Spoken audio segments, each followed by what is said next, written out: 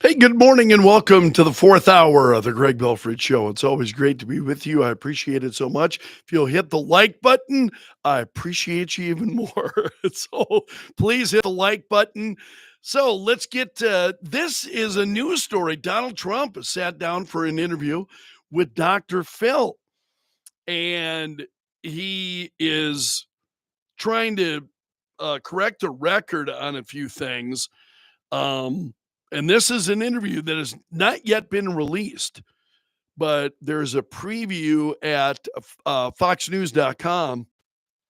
And one of the things that Trump was speaking at an event in July, and he said, "You won't have to vote anymore, my beautiful Christians." He said, "You have to get out and vote. In 4 years, you don't have to vote again. We'll have it fixed so good, you're not going to have to vote." That's the comment that Trump made. And people have been twisting that, oh, you would never have to vote again. They'll never be voting again. Not what Donald Trump meant. And I think a lot of us knew that. But when you speak in that kind of way, when you're not being very precise, of course, it's going to be twisted. It's going to be, you know, and just lied. Um, so Dr. Phil brought this up. And so Trump is giving more context now in this interview he's doing with Dr. Phil. And Trump said, "I said to the Christians, we've got to win this election. If we win this election, I'll straighten everything out in less than 4 years by a lot. Then you don't have to. It doesn't matter." In other words, I'm saying you don't have to vote. It doesn't mean we're not going to have elections. You're going to have elections, but you have to vote this time because we have to win. This is the most important election in the history of our country, Trump said. So Dr. Phil says, "So you didn't mean vote for me once because I ain't ever leaving? You're meaning this is an important one, vote this time?" Of course, that's what I meant, Trump says. And I said it, and everybody knows I said it that way. And everybody agrees that I said it in that way. Yeah, we all do agree he said it in that way. I understood what he meant. I took it in the way that he meant it. The media, of course, I think, and this is where Donald Trump, I wouldn't want to be Donald Trump. I mean, seriously, he's really got to be careful in the way he phrases these things. Because if he is not precise in his language, the left is just going to twist, and the media, which are nothing but lapdogs for the left, are just going to twist what he's saying and subvert it. And, you know, well, of course, that's what he meant. I think, those of us who are reasonable, brains in our head, absolutely we understood what he meant. And I'm not being critical of Trump here. It's the media that's just incredible. So then Trump also, this is a story this morning from Fox News. Trump brought up another quote he said has been taken out of context. He said during the town hall he did with Sean Hannity, when he said he would be a dictator for a day, for a single day, if reelected. And he said, because I want to close the border and I want to drill, drill, drill. And then he said, after that, I'm not a dictator. So in other words, Trump's saying if he gets elected, I'll close the border and, I want to drill, drill, drill. After that, I'm not a dictator. And he said, I said jokingly, so he's speaking to it now, this is Donald Trump now, saying, I said jokingly on Sean Hannity, he's a great guy, he's saying of Sean. I said, no, Sean, I want to be a dictator for one day because I'm going to get going with drill, baby, drill. And I'm going to strengthen the borders to a level like you've never seen. I only want to be, and after that, I'll never be a dictator. So he's revisiting some of these issues and trying to clear it up because the media has done what they always do.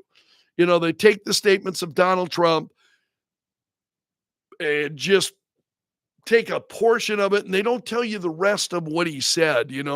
They don't, and they've been doing that ever since Donald Trump descended on the escalator to run for president.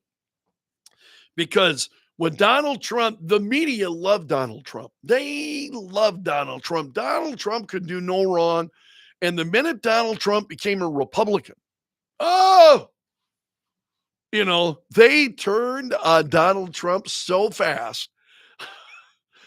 And he's really, I think, got to be careful about the way he phrases things, because the media is just going to grab a hold of whatever they can and just take it out of context, pervert it, I think. Just pretty amazing.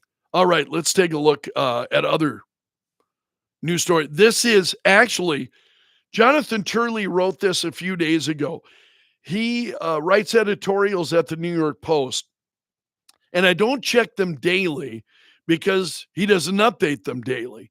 Maybe once in a week or once every several weeks, and then you see several days in a row. It depends what's going on.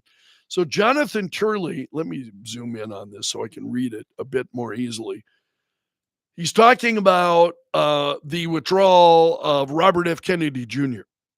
from the presidential race, and his and then RFK Jr. and the endorsement of Donald Trump.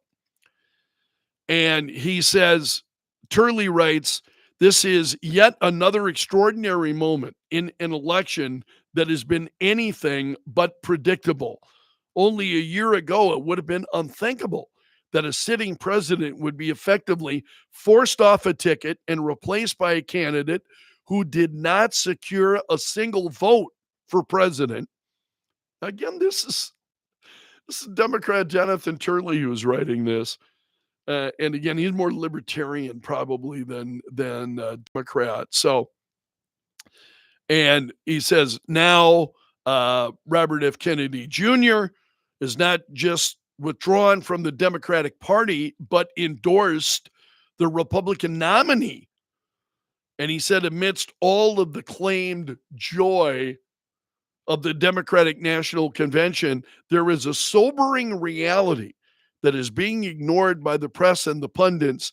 This is how Democrats make Republicans.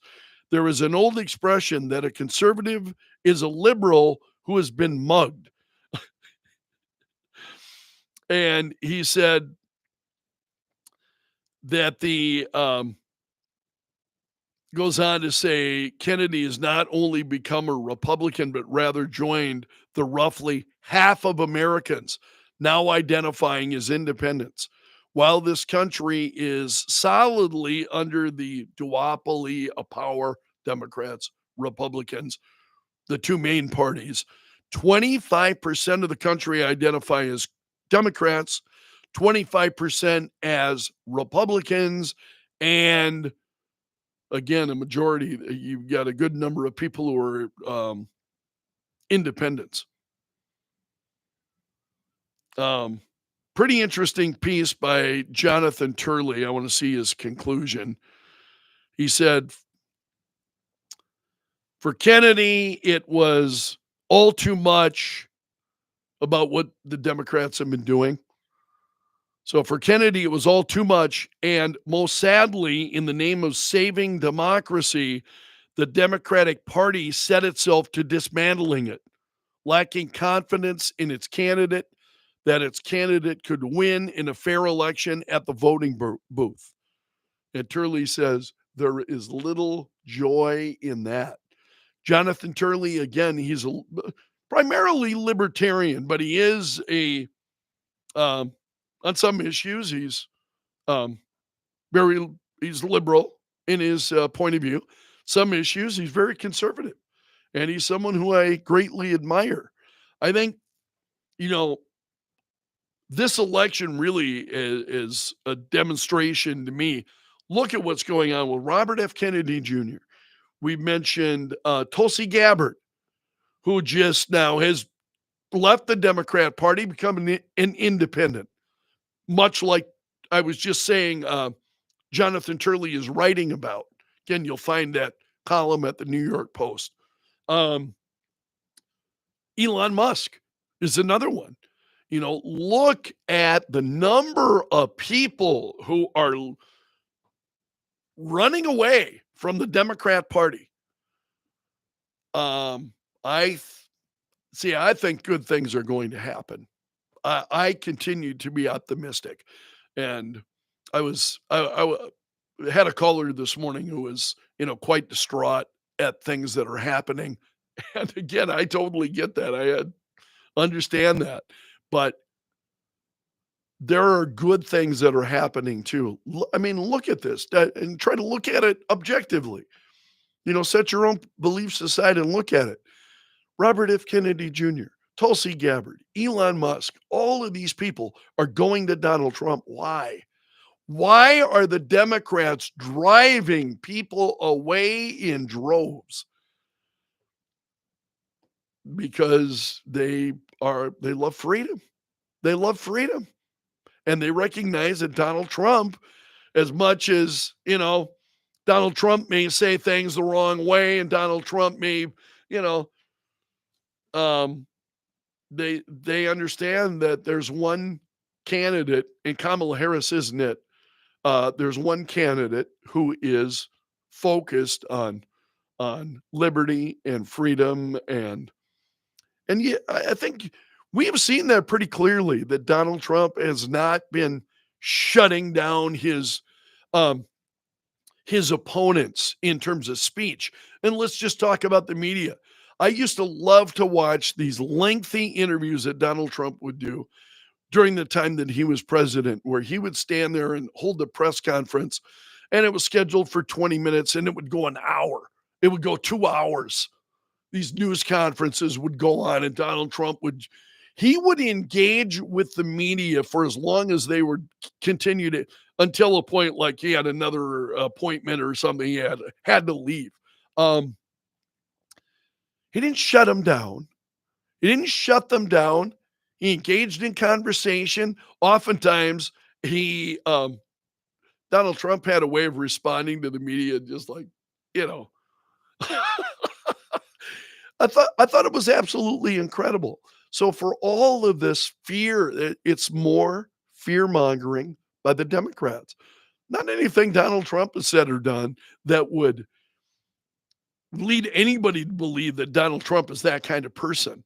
I think if you have been conscious and been watching events as they have transpired, you know that Donald Trump is not that kind of guy.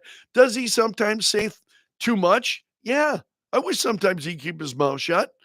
Um, does he have a very unique ability to get under the skin of people on the left? Oh, yeah. And I'll tell you, that's part of what I love about Donald Trump.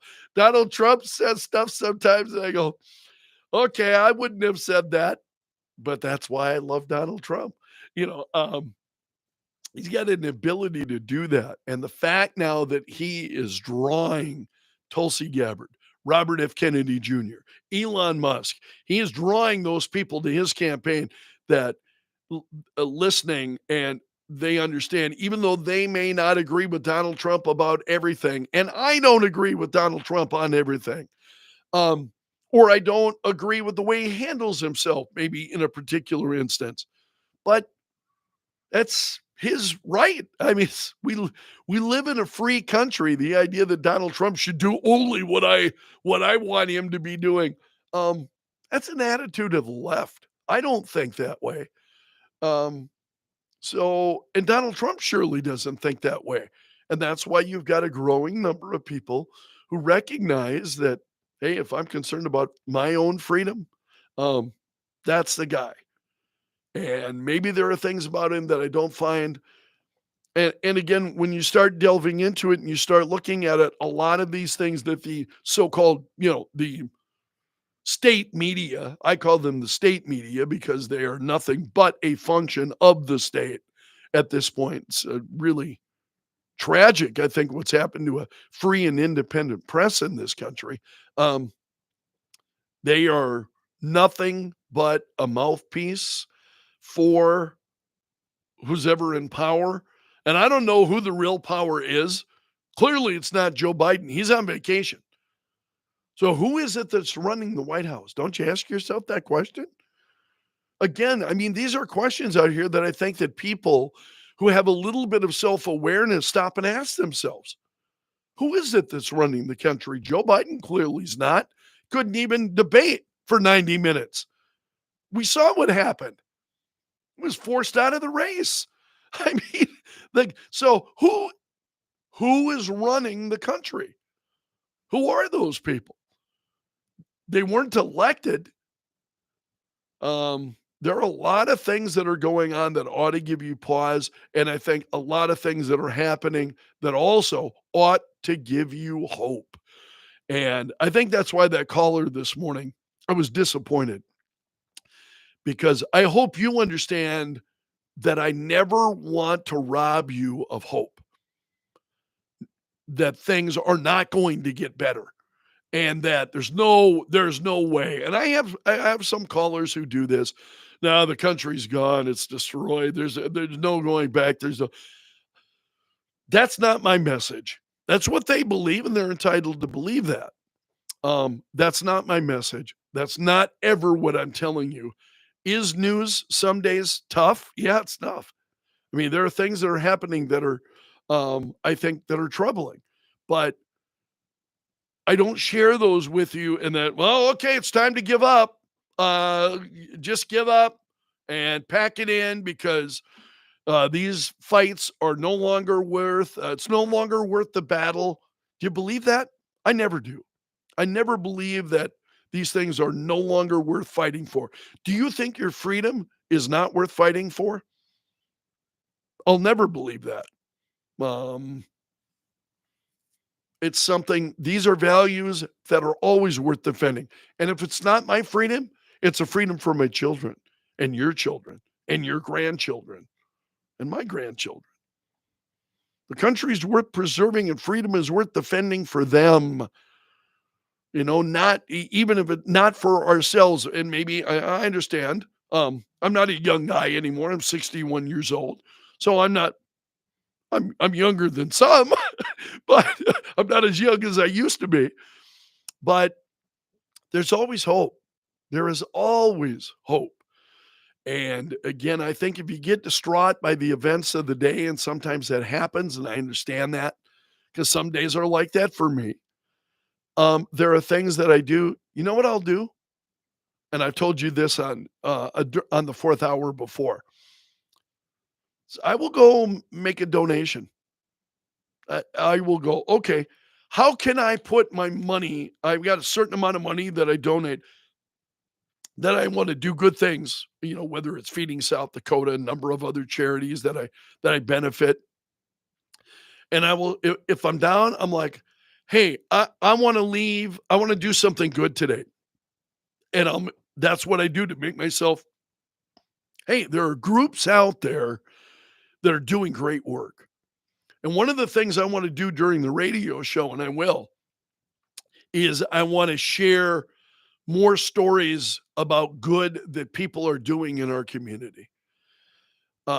Because there's always good things that are happening out there. And so if you get a little bit despondent for a day or two and you want to get away from the news, I totally get that. That's how weekends are for me. It's one of the reasons why you don't see me on social media on the weekends very much. I'm taking a break from all that. I need those couple of days to enjoy my time with Katie and my dog Rocco, and we have fun together. And, you know, but I just want to be unplugged from all of that for the weekend so that on Monday I'm refreshed and I can hit it again. So I totally understand why you may not want to live in this kind of stuff all of the time. And absolutely, I share that feeling. That's the way I feel nearly, unless it's just the news is just huge. Um, that's the way I feel almost every weekend. I've got to take a break from the news because it will absolutely overwhelm you, given the amount of stuff I think that's going on right now. But I never allow that to beat me down so much that I go, man, I hate this job. I don't want to do this anymore. I never feel that way. I look forward to coming to work all of the time. You are a big part of that. And I mean that very sincerely.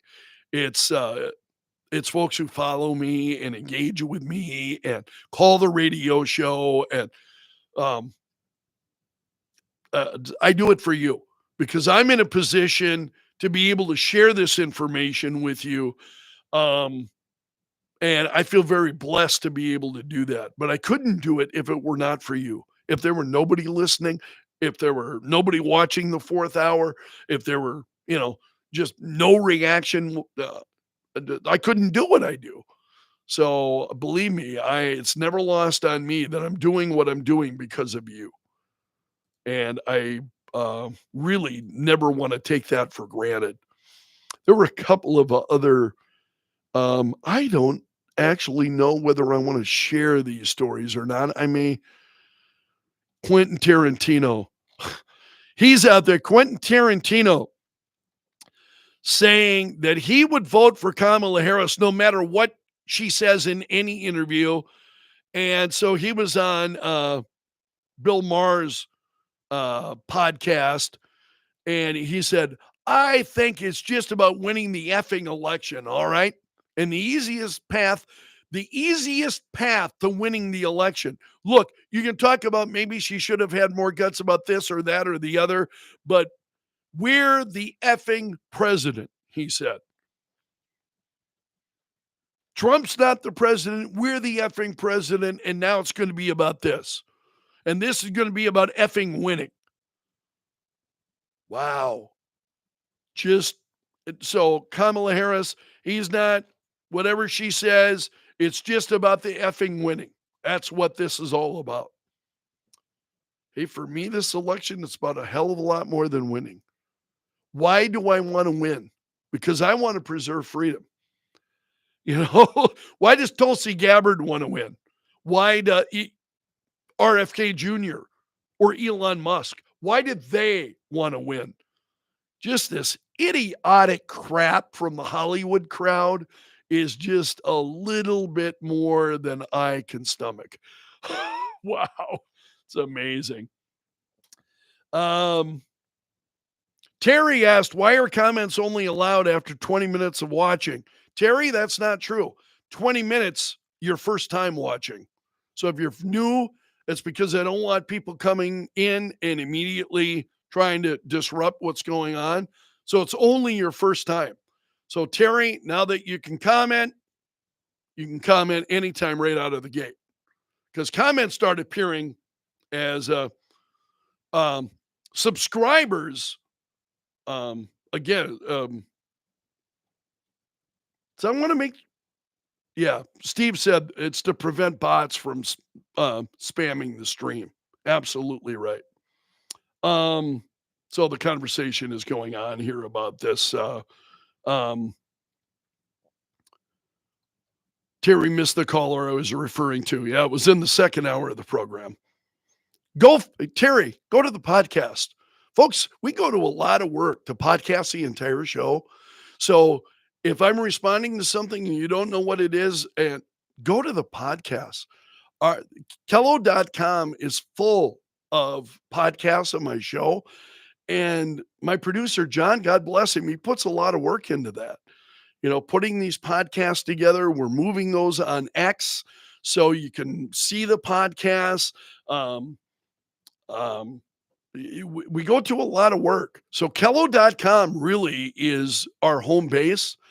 And if you miss you hear me talking about things rather than asking questions on the stream, the answers are all there. They're all at Kello.com.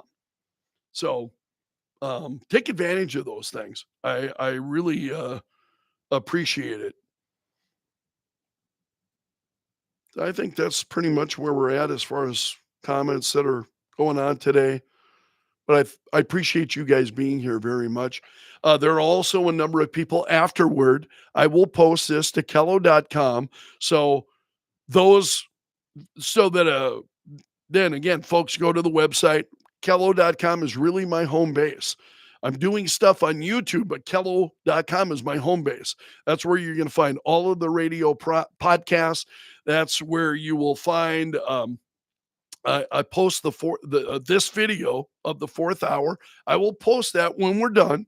I'll post it to kello.com so folks can watch it there because I've got a small number of people who say, they're not fans of YouTube. They don't like being on YouTube, don't like the platform. And I respect that.